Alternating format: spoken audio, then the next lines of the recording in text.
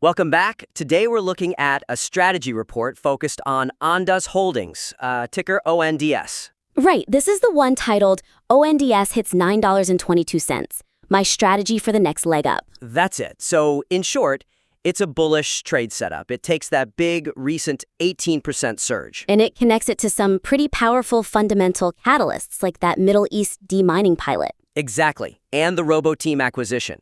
And it uses all that to forecast a potential run-up to, what, the 1170 to 1365 range? Okay, so what I like here, right off the bat, is the data. The amount of data collected is really impressive. It is. You've got stellar fundamentals, 580% revenue growth, successful pilots, and that's sitting right next to a really meticulously charted technical setup. The groundwork is absolutely solid. It is. And this is the first big thing we need to talk about. It's how this analysis report presents itself. The presentation itself creates a bit of a friction point. Let me guess. It's about the tone versus the content? You've got it. The report needs to reconcile its dual identity, as its high-energy, trading-focused tone conflicts with its structure as a comprehensive research analysis. That's very clearly put. The core problem, I think, is that it's trying to serve two completely different audiences at the same time. Exactly. You've got the rapid-fire trading crowd on one side, who just want the setup and the trigger, speed. And on the other, you have the serious fundamental investor who's looking for long-term value and structural integrity. And the language just jumps between those two worlds. It's jarring. It really is. You get these objective data points, like the acquisition being completed or the specifics of the demining pilot. And then suddenly you're hit with phrases like ripping or load the boat zone. Or that sign-off, let's get this money. It feels fundamentally incompatible with the serious analytical work that's clearly been done elsewhere in the report.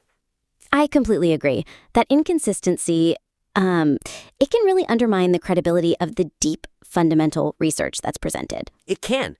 When you're citing analyst targets up near $13, $14, you're positioning yourself as a serious source of research. But the language makes it feel less like institutional analysis and more like, just pure market hype. Right. So the goal here isn't to kill the energy. It's to focus it. A suggestion, then, would be to establish a singular primary audience. Just pick one. And then calibrate everything, the terminology, the depth, the style, to strictly match what that reader expects. And if the goal is a strategic research report, which is what the depth of the data suggests, then the tone just has to become more measured, more analytical. Okay, so let's give some concrete examples. If they commit to that professional institutional voice, then phrases like blue sky territory or the load the boat zone have to go. And they'd be replaced with what? Something more formal. Instead of blue sky, you could say untapped price discovery levels. Instead of load the boat zone, you could define it as the critical accumulation range coinciding with structural support. It's the same idea, but the packaging conveys real authority. It speaks to a different time horizon, a different level of risk analysis. Exactly. But what if they don't want to do that? What if they say, no, we want that energy. Our audience is that trader-investor hybrid. Well, then they need to own that style, but they have to separate the elements structurally. How so?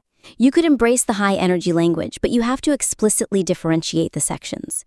You could have a section called the bullish setup, which is all tactical. And another called the fundamental fuel, which is the deep dive analysis. Exactly. You use clear visual markers, structural separations. That way the reader knows when they're getting execution advice and when they're getting serious strategic data. It builds a kind of credibility firewall between the two styles. That makes a lot of sense. Okay, that point on tone is vital. Let's pivot. You mentioned the fundamental data was strong. 580% revenue growth. The RoboTeam acquisition. Those are massive. They are. And it leads right into our second point. Which is that they're underselling those strengths? Pretty much. The material makes a strong case for OND's fundamental transformation, but underutilizes this powerful data point merely to validate price action, rather than using it to build a strategic valuation case for the long-term targets. Okay, unpack that. What's the weakness in that approach? The weakness is that all these huge catalysts, that revenue jump, the new bundled drone and robot solution, the demining pilot, they're all positioned just to explain why the stock recently broke $9. Ah, I see. So it's backwards looking. It subordinates the true strategic shift, which is the company becoming a full-spectrum defense and autonomous warfare play, to a short-term technical target. The fundamentals should be driving the massive future targets, not just confirming the recent past. Precisely, they're treating a huge strategic transformation almost like a footnote to a simple chart pattern. And look, the targets here are aggressive.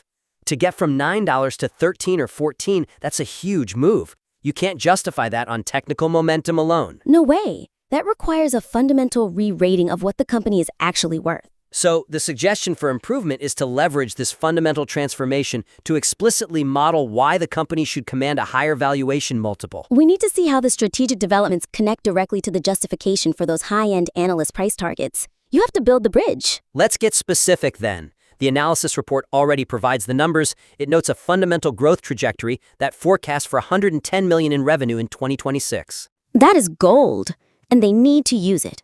A concrete example would be to integrate that $110 million forecast directly into the analysis. How would that look? You could show how executing this new bundled solution strategy justifies a higher price-to-sales multiple, a PS multiple, than its current peer group. Right. So if its old peers traded at, say, 3 times forward sales. But now, ONDS is moving into a higher multiple defense tech category.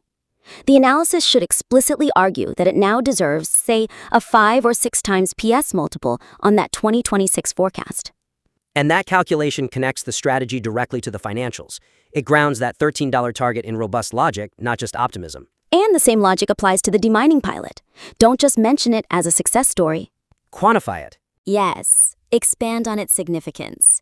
Show how securing government contracts based on real-world combat utility de-risks the long-term revenue for Kedast. Every contract win reduces the risk premium on the stock.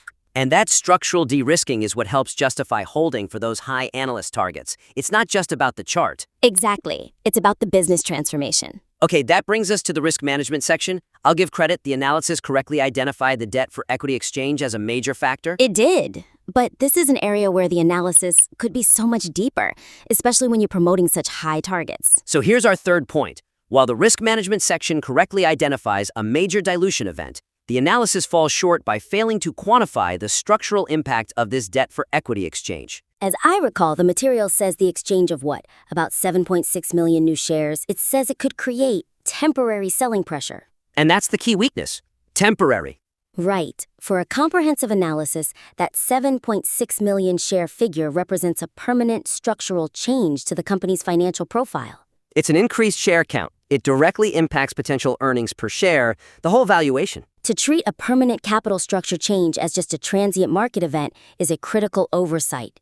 It's like the homework was 90% done, but they stopped just short of the final crucial calculation. So the suggestion is to frame this not just as selling pressure, but as a structural challenge, one that has to be integrated directly into the core valuation model. It has to be. This demonstrates a robust professional understanding of the company's capitalization. It shows you stress testing your own thesis. So let's give them the math. A concrete example would be to actually calculate the percentage increase in the outstanding share count from those 7.6 million shares. Yes. And then you have to explicitly discuss how that dilution affects the market cap they mentioned. If an analyst target was based on a certain market cap with a lower share count, then that per share target price must be adjusted downward to account for the new shares. And even more crucially, the analysis needs to present an adjusted target price per share diluted scenario. So if the original targets of 13 to 1365 were based on the pre-dilution share count, the analysis must model what those targets become after the 7.6 million shares are factored in. This is what separates a strong prediction from a fully justified financial thesis. Because if the dilution shaves $1 off the target, the analysis needs to state that risk-adjusted figure clearly. It ensures the bullish goals are supported by accurate, diluted math. It gives the serious investor the clarity they demand. Without it, you erode the entire margin of safety.